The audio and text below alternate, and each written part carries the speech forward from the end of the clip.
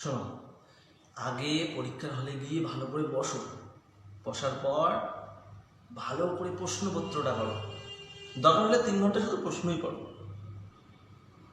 তারপরে লিখতে শুরু করে দাও।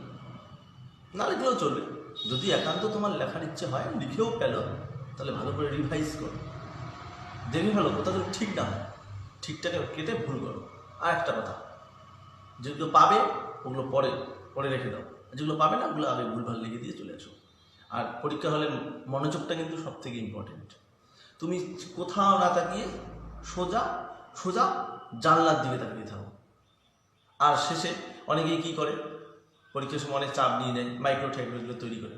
তোমাকে এগুলো করতে হবে, তুমি বই নিয়ে ঢুকে যাও, দরকার হলে বই দিয়ে তুমি লেখো, বই থেকে তুমি লেখো, যাতে কী করে তোমাকে এক্সামিনার হল থেকে বের করে দেয়। আর তুমি যদি আমার কাছ থেকে সবথেকে বড় ভালো টিপ চাও, তাহলে একটা বলতে পারি, তোমার পরীক্ষা দেওয়ারই দরকার নেই।